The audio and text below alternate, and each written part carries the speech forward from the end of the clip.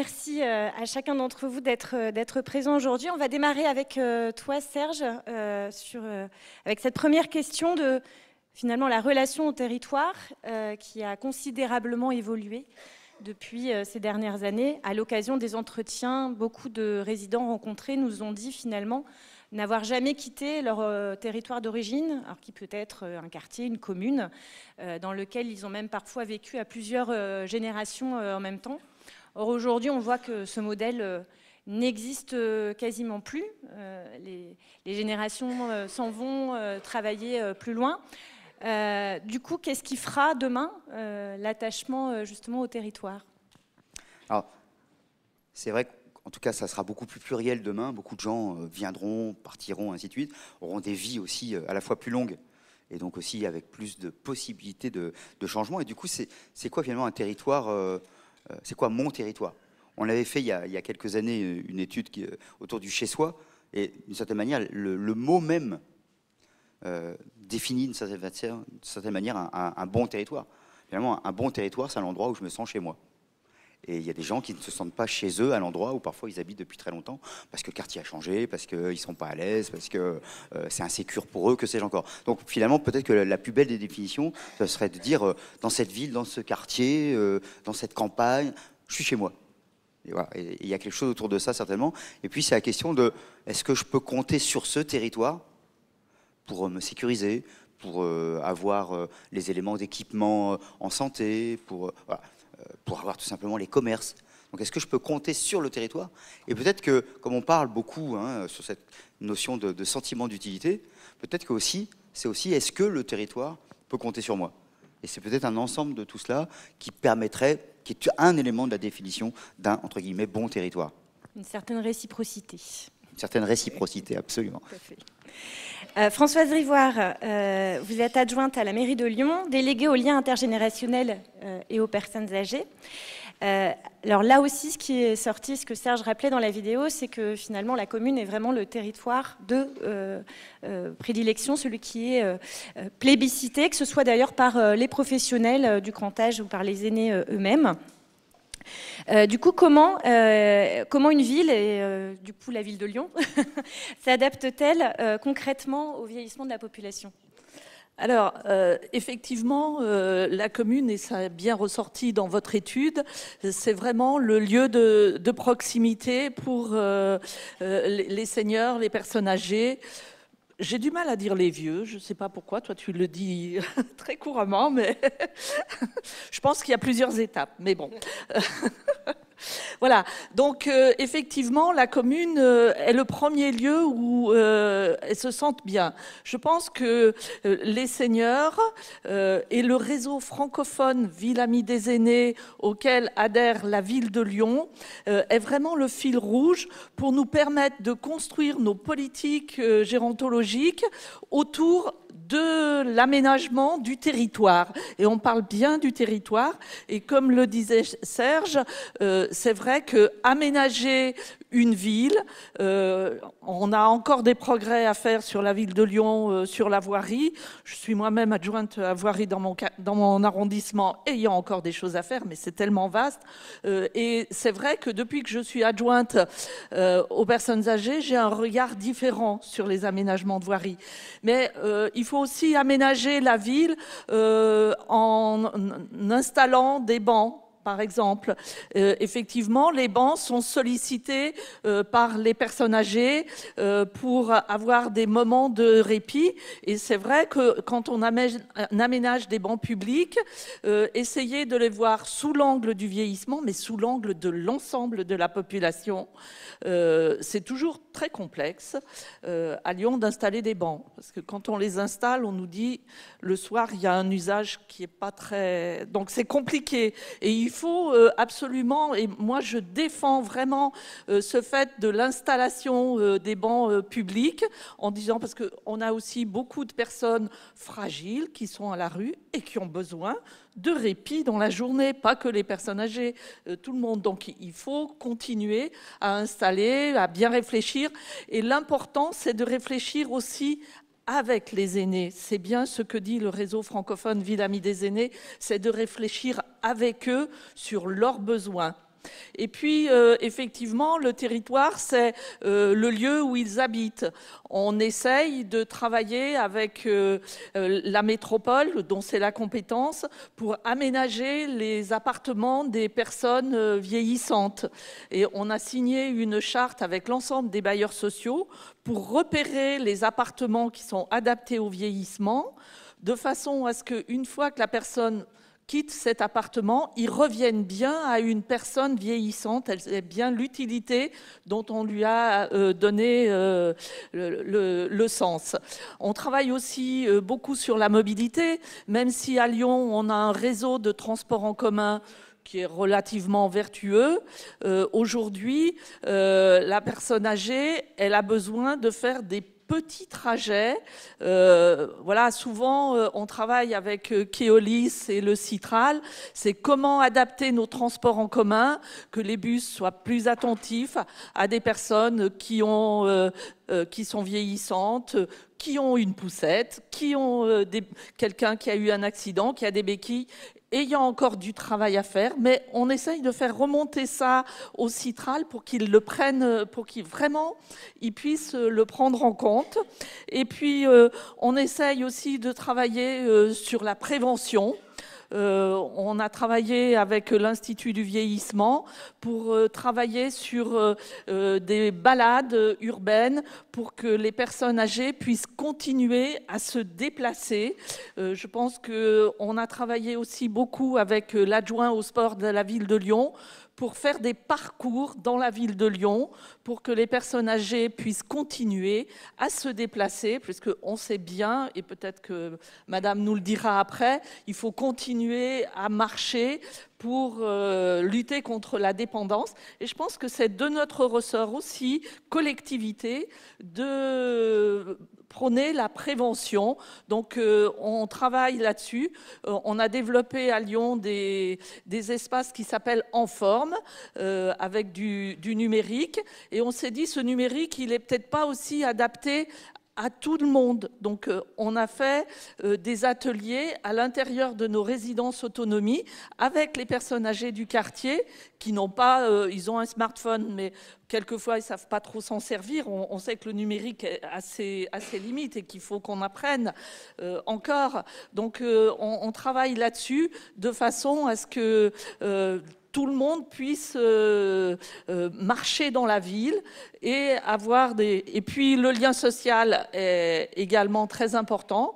On a développé sur la ville de Lyon la carte senior, qui est une carte destinée à toutes les personnes de plus de 65 ans, où on leur propose de vivre leur ville, en fait. On leur propose tous les événements qui sont sur la ville, qu'ils soient culturels, que ce soit des conférences, des activités sportives, parce que pour moi, la personne âgée, c'est un acteur de la ville et elle doit rester acteur de la ville jusqu'au bout de sa vie. Voilà.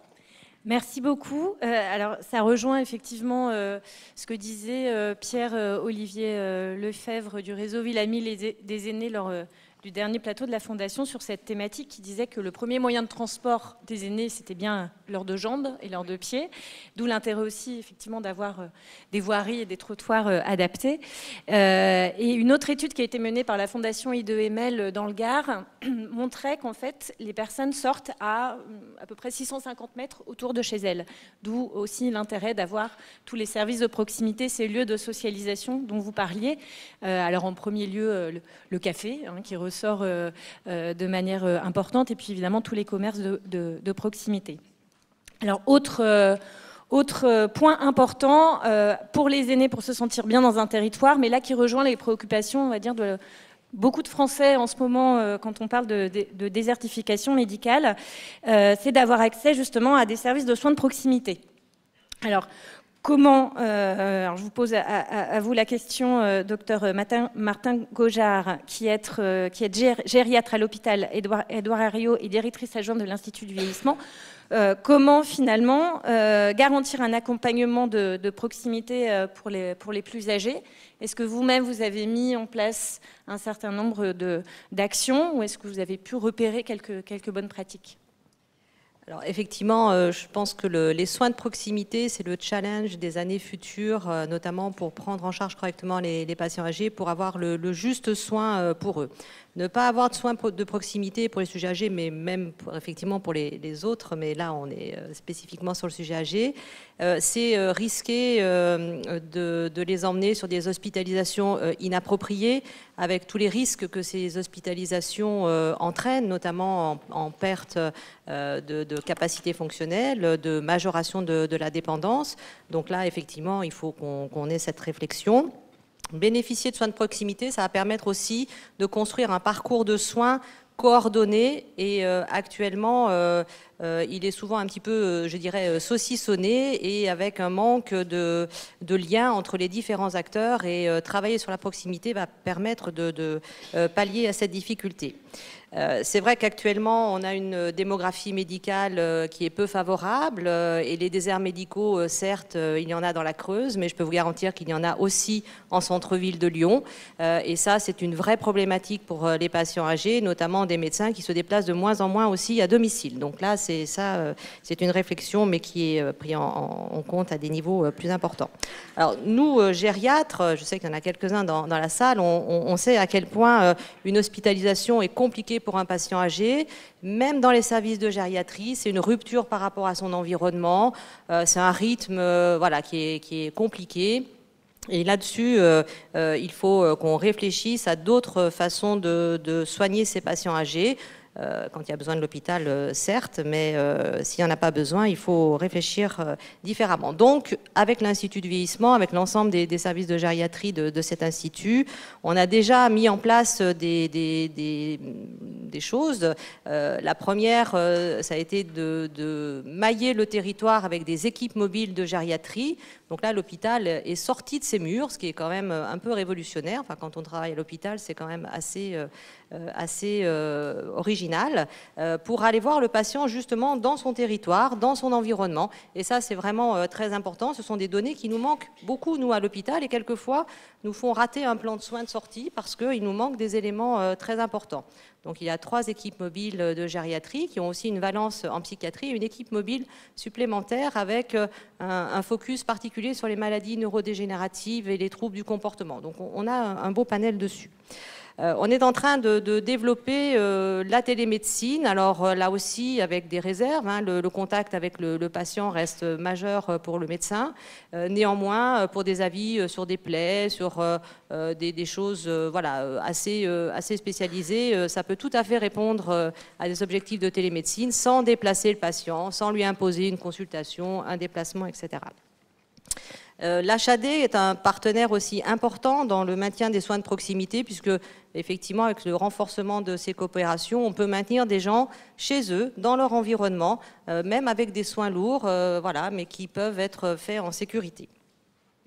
Il y a énormément de consultations aussi sur l'ensemble du territoire pour les troubles neurocognitifs, le dépistage de la fragilité, les chutes, on parlait de tenir debout et de marcher. Enfin, voilà, il y a énormément d'offres là-dessus qui sont adossées à des hôpitaux de jour. Les hôpitaux de jour permettent des bilans hospitaliers, donc pluriprofessionnels, de haut niveau, sans hospitaliser la personne. Le patient vient le matin, repart en fin d'après-midi et on a déjà une cartographie de ses besoins très précise. Quand l'hospitalisation est nécessaire, parce que quelquefois on ne peut pas se passer de l'hôpital, on a mis en place des hotlines, c'est-à-dire c'est un numéro unique pour les professionnels. Alors là aussi, il y en a 3, ça maille le territoire, pour que le médecin traitant puisse nous adresser directement le patient sans qu'il passe par les urgences. Il faut lui éviter la case d'urgence, sauf s'il y a une urgence vitale, bien entendu. Et là, du coup, la personne qui a cette hotline s'engage à trouver un lit d'hospitalisation sur l'ensemble des lits des hospices civils de Lyon en gériatrie directement. Donc on est tous en lien, on se connaît tous très très bien, et tous les services de soins aigus de court séjour jouent le jeu. Et puis quelquefois, on dépasse même les hospices quand vraiment c'est compliqué. Il faut savoir aussi que si le patient arrive aux urgences, parce que ces dispositifs, pour l'instant, ne fonctionnent pas encore le week-end ou la nuit, nous sommes en train de mettre en place une cellule d'accueil d'urgence qui, dès que le patient âgé va passer le sas de la porte d'urgence, va être accueilli par une infirmière spécialisée en gériatrie et un médecin gériatre, en plus des médecins urgentistes, pour voir si effectivement l'hospitalisation va être la bonne réponse ou si on ne peut pas requalifier ce passage aux urgences autrement, dans d'autres filières. Moi, j'ai quand même le souvenir d'une patiente qui est arrivée aux urgences pour un renouvellement d'ordonnance. Ça, je pense qu'il ne faut plus le voir en 2020. Il faut savoir aussi que si le patient, malheureusement, reste aux urgences, il y a des équipes mobiles intra-hospitalières de gériatres qui sont tous les matins aux urgences pour aider les urgentistes à remettre très rapidement le patient dans son territoire et dans sa proximité. Ce qu'il faut savoir aussi, notamment sur les actes chirurgicaux, beaucoup maintenant se font très rapidement. Les opérations de cataracte, etc. Le patient rentre, il sort, il est très vite remis. Voilà. Alors, ce n'est pas vraiment des soins de proximité. Néanmoins, on travaille vraiment à ne pas déstabiliser le patient par des hospitalisations. Il faut qu'on passe, et ça c'est ce qui est marqué dans le plan grand âge, de la prise en charge de la dépendance qui reste nécessaire à un dépistage très précoce des risques de perte. On est bien en amont de ce qu'on fait actuellement. Là, on court un peu sur la dépendance. Il faut qu'on mette le curseur bien en amont pour déjà, avec tous les acteurs sociaux, tous les gens qui sont sur le terrain, repérer déjà le début des difficultés et les prendre en charge pour éviter qu'elles s'aggravent. Ça, il y a un projet pour ça qui est soutenu par l'OMS, c'est le projet ICOP, qui va, je pense, faire parler de lui. Je finirai juste mon propos en citant cette phrase qui est aussi dans le plan grand âge. L'hôpital du futur idéal pour la personne âgée, c'est l'hôpital où elle ne va pas. Si elle y va, c'est l'hôpital où elle ne reste pas. Et pour nous, hospitaliers, si elle y reste, c'est l'hôpital qui sait prendre en compte ses besoins les plus spécifiques. Merci.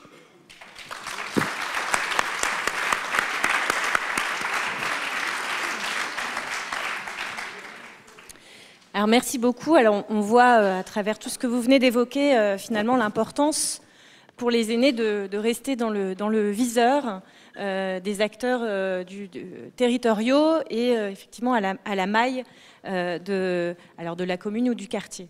Mais tu le rappelais, Serge, là aussi dans le cadre des enseignements de cette enquête, c'est ce lien aussi entre perte d'autonomie et rétrécissement finalement perçu du territoire.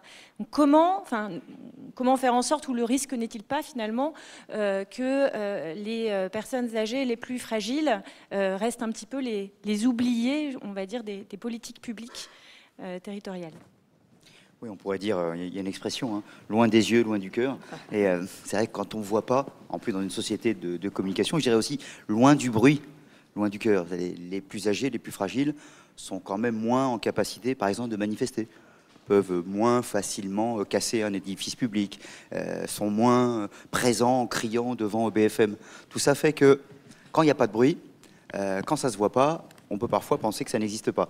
Et donc il y a aussi, voilà, donc il y a un risque par rapport à ça. Ce sont des personnes, en plus, on est encore sur une génération de gens qui souvent considèrent que ça ne se fait pas de se plaindre, que ça ne se fait pas de se faire remarquer. Donc on a tout ça qui joue. Donc c'est vrai que des gens aussi parfois qui intègrent « oh, bah, je suis fragile, puis je coûte cher, donc voilà quoi ». Puis je l'entends.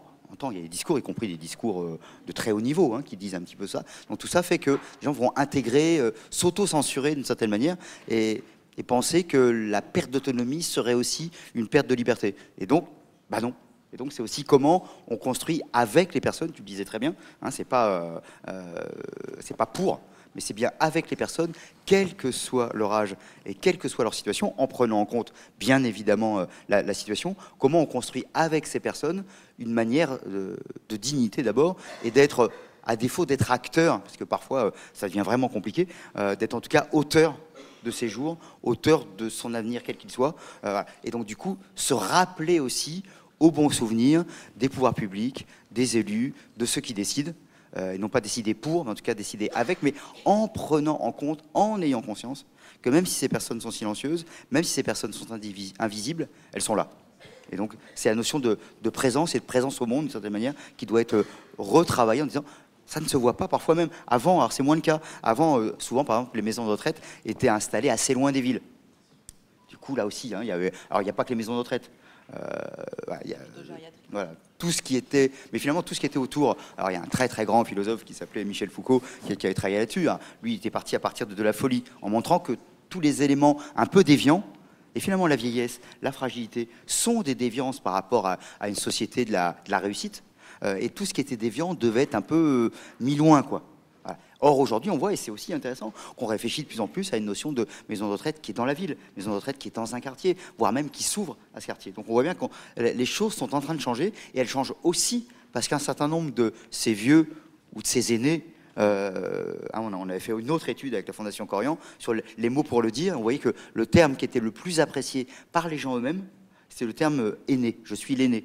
Parce que finalement, quel que soit l'âge, de cette manière, on peut être l'aîné de quelqu'un, on a pu l'être à 5 ans, comme on peut l'être à 115 ans. Quoi. Voilà, donc il y avait aussi cette notion-là. En tout cas, voilà, c'est comment, avec les aînés, on sort de cet isolement.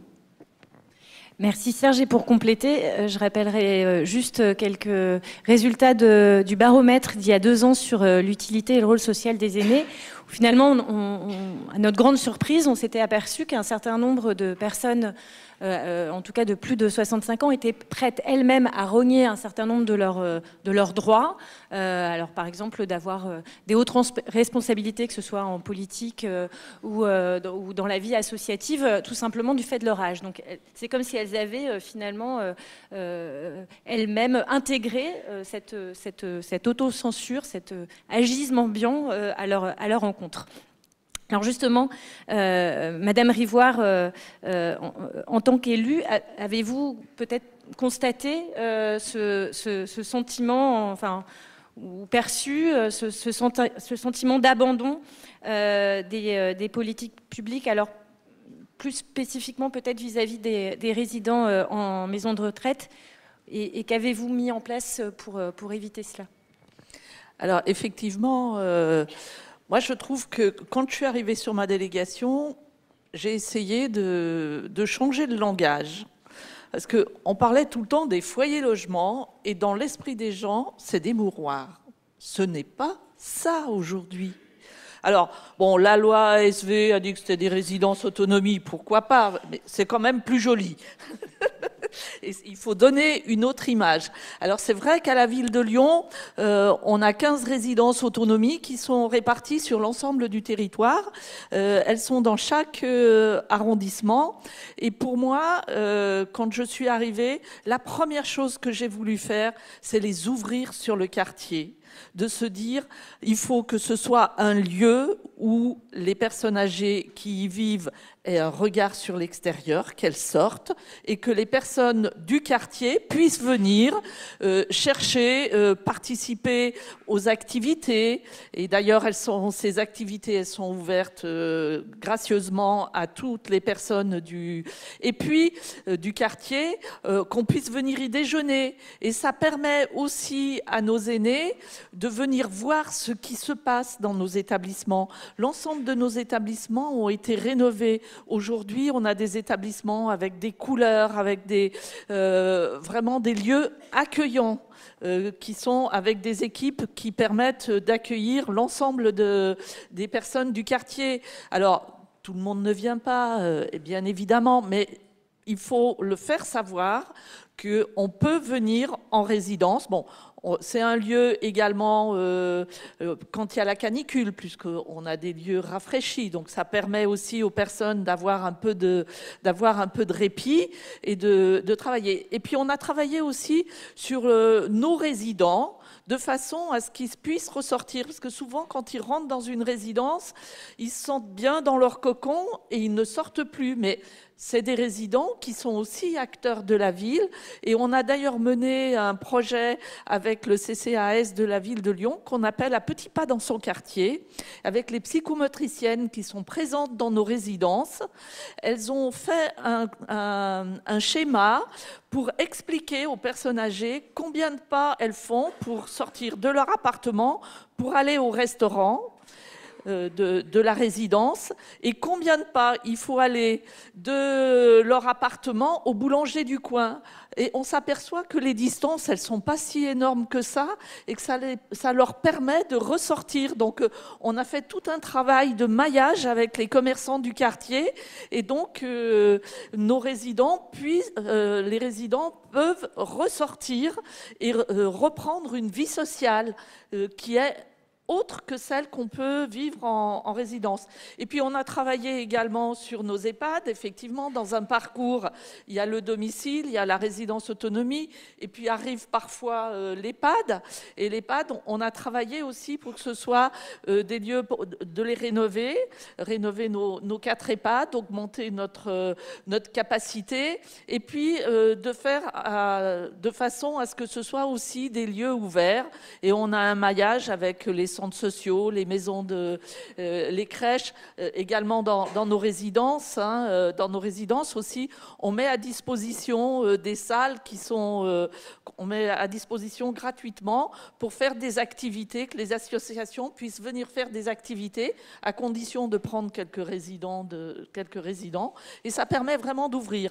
Alors dans nos EHPAD aussi, on essaye de travailler sur la mise en place de la télémédecine et on travaille d'ailleurs avec les hospices civils de Lyon, avec le Vinatier, avec l'hôpital des Charpennes. On essaye vraiment d'accueillir tout le monde. Et puis, ce qui est important pour nous, collectivités, et qui est très important pour moi, c'est aussi que dans nos résidences et nos EHPAD, on peut accueillir tous les publics et les publics les plus fragiles. Toutes nos places sont ouvertes à l'aide sociale, à l'APL, et je pense que c'est important aussi que les aînés de notre ville puissent se rendre compte, parce que je pense que quand on parle d'EHPAD, on parle de coûts énormes qui vont peser aussi sur les familles. Donc il faut savoir qu'il y a des EHPAD privés, il y a des EHPAD associatifs, il y a des EHPAD publics, et les EHPAD publics, elles ont pour rôle aussi d'accueillir tous les publics, parce qu'il faut qu'on ait une mixité, mais particulièrement les publics les plus fragiles. Voilà un petit peu ce qu'on augmente notre capacité. On a 2 EHPAD qui sont en rénovation. On va construire un nouvel EHPAD sur le site de la Sarah. Donc c'est vraiment quelque chose d'important. On travaille aussi sur la restauration pour améliorer effectivement la restauration aussi bien dans nos résidences. On sait que la restauration a un côté très important, la nutrition. Et vous le savez bien à Corian, puisque vous avez travaillé avec des chefs. C'est une belle expérience. Donc voilà, on ne va pas vous rivaliser, mais on va essayer de faire aussi bien. Voilà. Merci beaucoup. Alors effectivement, vous l'avez très bien rappelé, les maisons de retraite sont avant tout des lieux de vie. Et c'est là aussi un axe important pour qualifier le territoire, puisque le territoire est le lieu de la socialisation, le lieu des liens sociaux. Ce qui fait qu'on est attaché à un territoire, c'est parce qu'effectivement, il y a on a des amis, on y a de la famille. Donc ça, c'est rappelé également dans le cadre des entretiens que l'on a pu mener, et notamment la famille, docteur Martin Gaujard, qui est un acteur central pour justement se sentir intégré dans un territoire. Alors malheureusement, le constat qui est fait par les professionnels en établissement, c'est que bien souvent, trop souvent, les familles peuvent être en retrait.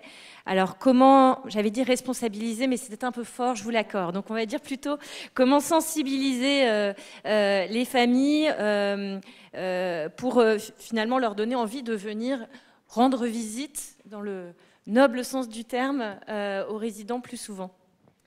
Alors, effectivement, les aidants, c'est une préoccupation constante lorsqu'on prend en charge un patient âgé, que ce soit dans son territoire ou à l'hôpital. Je dirais quand même qu'il y a deux situations. Il y a la famille avant une entrée en hébergement, quel qu'il soit, où là, effectivement, nous, on les côtoie tous les jours, on les côtoie dans des situations de stress aigu, il faut souvent annoncer des diagnostics graves, il faut monter des plans de soins, il faut leur demander les finances, enfin, je veux dire, voilà, on joue quand même un rôle assez particulier en tant que gériatre et nos assistantes sociales particulièrement. Voilà, on les met quand même un peu sous pression parce qu'il faut organiser, voilà, ou réorganiser un plan d'aide. Donc les aidants, on sait, ils sont soumis à ce stress important. On les accompagne quand il y a un de leurs proches qui a une pathologie chronique, on les accompagne en consultation. Alors c'est vrai qu'à l'extérieur, quand il y a encore une prise en charge ambulatoire, il y a des associations qui ont des groupes d'aidants, il y a beaucoup de choses développées pour essayer de les soutenir tout au long du parcours. Et puis après, il y a l'entrée en maison de retraite, par exemple, et on se dit, bon, bah voilà, là, le problème est résolu, tout va bien, on va pouvoir passer à autre chose. Eh bien, pas du tout. Il faut bien savoir que le stress pour l'aidant, il va continuer de manière différente. J'aimerais juste revenir sur un petit chiffre, enfin un petit chiffre, c'est un gros chiffre même, qui m'a beaucoup interpellée. C'est que quand il y a un aidant qui accompagne par exemple une pathologie, quelqu'un de sa famille qui a une pathologie type trouble neurocognitif, cet aidant qui va être impliqué, il aura 60% de surmortalité dans les 3 ans après le début du diagnostic de son parent. Ça veut dire que la population des aidants, c'est une population excessivement vulnérable. Hein, ça représente 9 millions de personnes. 48% de ces aidants déclarent eux-mêmes avoir une maladie chronique, parce que souvent l'aidant, il a le même âge que l'aidé. 30% se disent anxieux et stressés, et 25% à peu près se disent fatigués physiquement et psychologiquement. Hein, donc voilà, c'est une charge énorme. Donc on se dit, bon, voilà, il y a l'entrée en EHPAD, ça va les décharger de tout un tas de problématiques du quotidien. Mais on voit que le stress, je vous disais, il continue de manière différente, parce que là, il faut passer la main. Il faut passer la main à une équipe, il faut tisser un lien de confiance qui n'est pas toujours évident. Et ça se travaille voilà, de manière sur du long terme, hein, je pense. Voilà. Il faut savoir aussi que les relations familiales, elles ne débutent pas au moment de l'entrée en maison de retraite. Les relations familiales, elles sont construites tout au long de la vie. Et les familles, et vous le savez tous autant que moi, la vie, c'est pas un long fleuve tranquille. Hein. Donc, on a des familles qui ont vécu des choses compliquées et qui ont du mal, quelquefois, à renouer aussi des liens lors d'une entrée en maison de retraite. Et ça se travaille. Et connaître la vie un peu de ces familles, c'est important pour comprendre pourquoi aussi certaines personnes ne viennent pas ou ne viennent plus. Enfin, on est toujours un peu surpris d'entendre ce qu'ont vécu un petit peu les gens. Donc je pense qu'il faut travailler sur cet accompagnement des familles, mais je sais que c'est fait, mais peut-être encore plus de manière profonde dans les liens qui ont constitué cette famille. Je faisais un parallèle avec la parentalité, où on aide certains parents à devenir parents. Eh bien, je me demande s'il ne faudrait pas aider certains enfants à reprendre leur place d'enfants, parce qu'ils ont été souvent infirmiers ou femmes de ménage de leurs parents. Il faut qu'ils reprennent leur place d'enfants, de frères, des sœurs, et il faut les accompagner dans ce sens-là. Et ça, je pense que c'est un travail qui permettrait peut-être aussi de les raccrocher à ce moment d'entrée en maison de retraite. Et puis aussi, il faut savoir accepter et comprendre que des familles ont eu des difficultés tout au long de leur vie et ont mis des distances. Voilà. Et ça, là, la maison de retraite peut être aussi une roue de secours aussi pour le patient âgé, pour sa dernière habitation. Merci beaucoup. Alors, il nous reste quelques minutes. Le principe de ces matinales, c'est aussi de pouvoir échanger avec le public. Donc, n'hésitez pas, si vous avez des réactions, des questions à poser, profitez-en. Des micros vont circuler dans la salle. Bonsoir, je suis Francis Albert, je suis médecin gériatre et coordonnateur.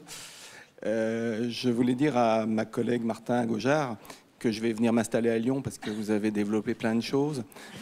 C'est assez idyllique ce que vous êtes en train de nous exposer. Et nous, on est dans des territoires un peu plus loin, un peu plus désertés, où c'est très compliqué. parce qu'on a des HAD, effectivement, mais qui sont de conseil, qui se déplacent très peu, qui ne viennent pas intervenir quand on a des soins compliqués. On a des équipes mobiles, notamment en soins palliatifs, qui ne se déplacent pas parce qu'on est trop loin et qu'elles n'ont pas le temps. Et donc, il faut qu'on réfléchisse à autre chose. Et c'est vrai qu'on a des ARS qui sont très hospitalo-centrés.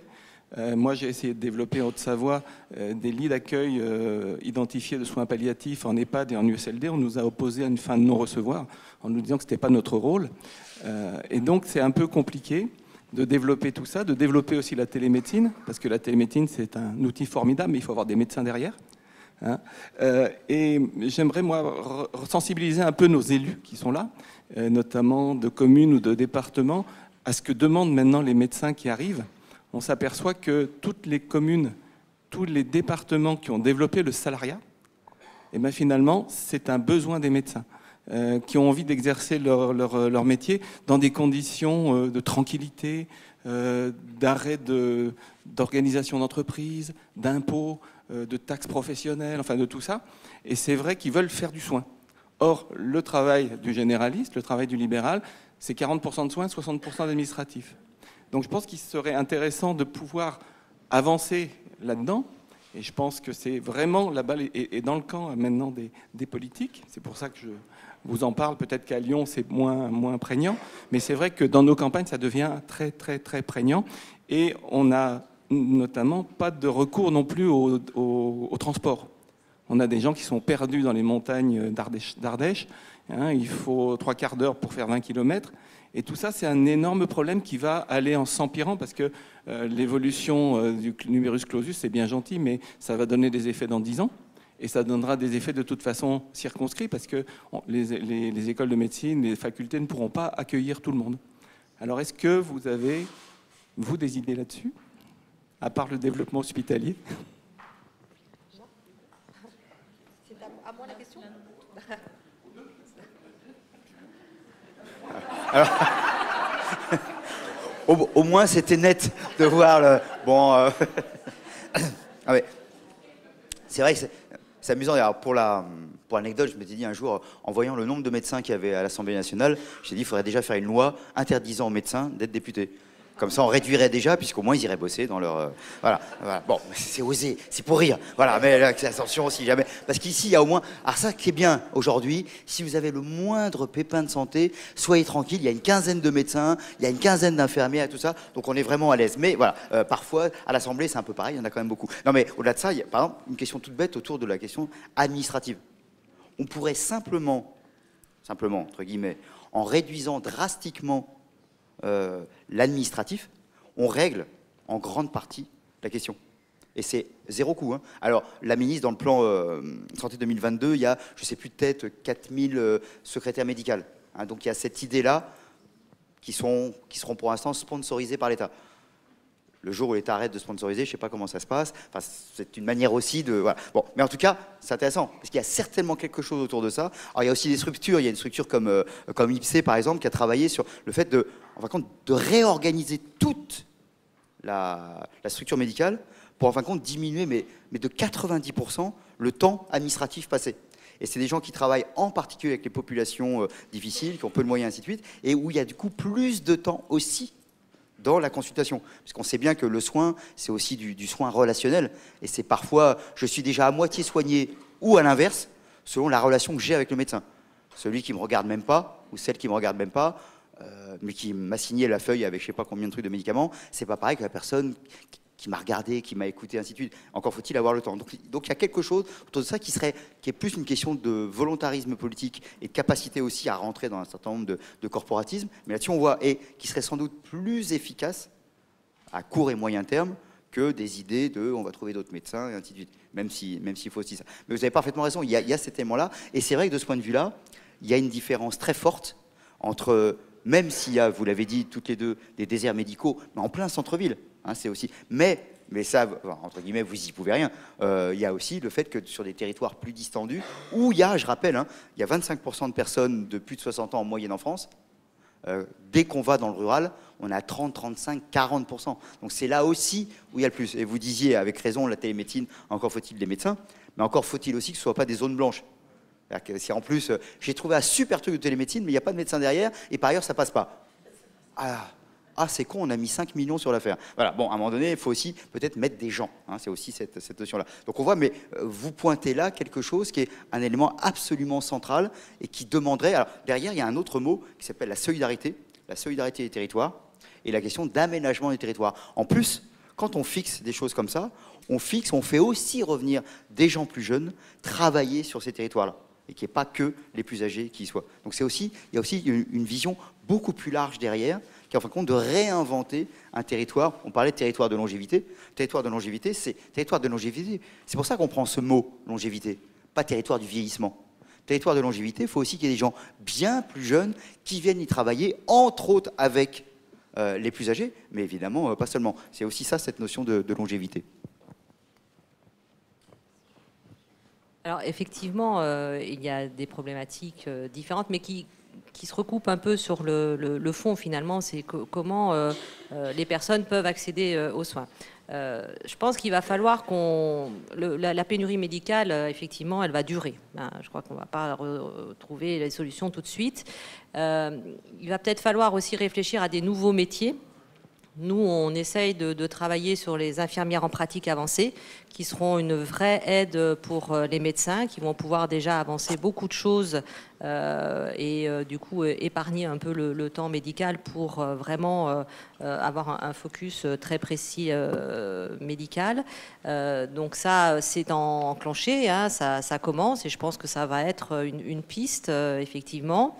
Peut-être il y a à prendre en considération que les jeunes médecins ne veulent plus travailler isolés, hein, clairement, et on voit de plus en plus quand même réapparaître, je dirais, j'ai un exemple même sur Lyon de mini-hôpital ambulatoire finalement, où il y a des médecins, il y a des infirmières, il y a des kinés, psychomotriciens. Voilà, ils peuvent faire des bilans sur une journée parce qu'ils enclenchent tous les rendez-vous avec plusieurs spécialités. Et on se dit que finalement, c'est aussi le mode d'exercice qu'il faut intégrer sur ces territoires isolés si on veut approcher un peu ces jeunes médecins et pour avoir des internes en médecine générale, et on en a tous, ils ont vraiment envie de faire du rural, hein, ils n'ont absolument aucune... ils n'ont rien contre. Par contre, c'est le mode d'exercice isolé qui ne leur convient pas du tout. C'est plus des générations qui sont dans ce type de mode d'exercice. Donc voilà, il y a tous cette réflexion effectivement pour sortir de l'isolement des territoires effectivement éloignés. Mais je vous dis, même en ville, hein, c'est quand le patient vous dit je n'ai plus de médecin traitant, il part à la retraite et il n'y en a plus aucun disponible. Finalement, la problématique... alors effectivement, après, c'est la porte d'entrée aux urgences, mais ce n'est pas la bonne non plus. Hein. On a le temps pour une autre question. Bonjour, je suis Dr Krifa Nazia, médecin traitant au Clos d'Ypres.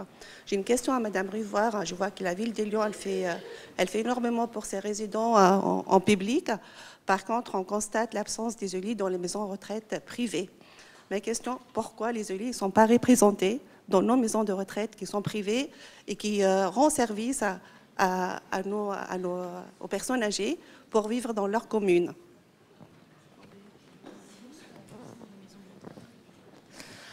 Alors les élus,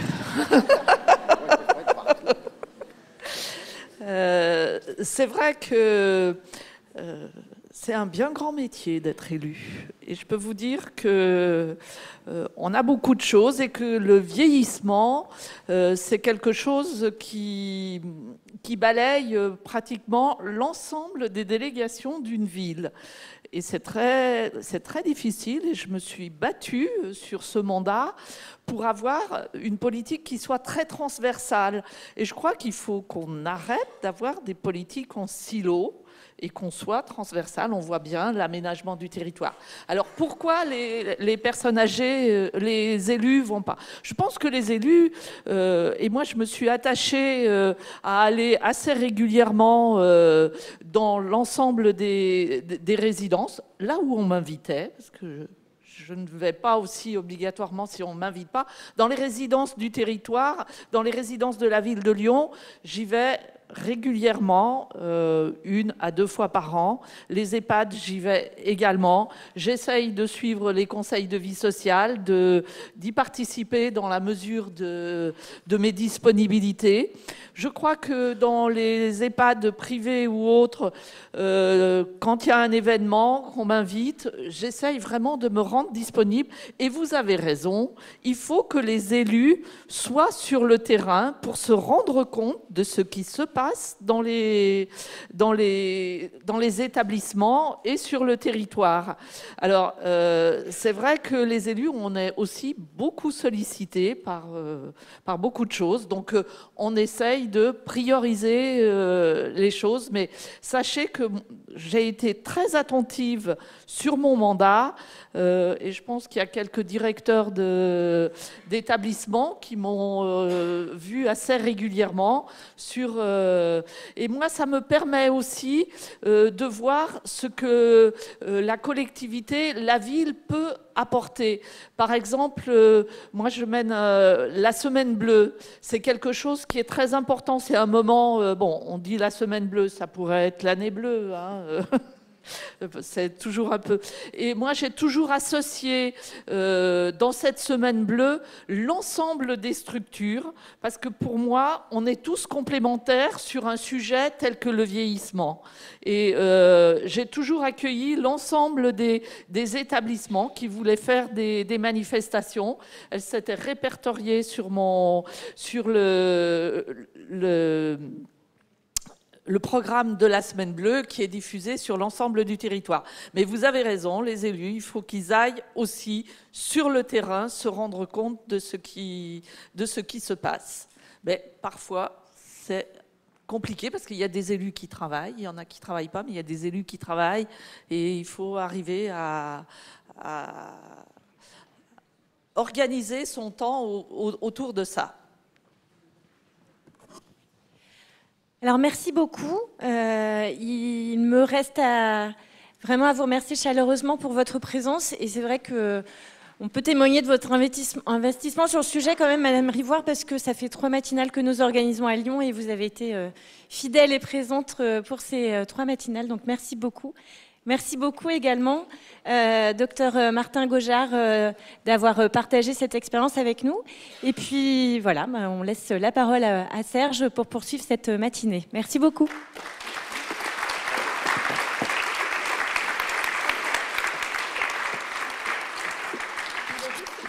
Vas-y. Est-ce que je peux conclure quelque chose en disant, je dis souvent, bien vieillir, c'est l'avenir. Et je crois qu'on doit tous prendre le vieillissement comme quelque chose c'est l'avenir et il faut vraiment qu'on le prenne en compte et de façon très bienveillante.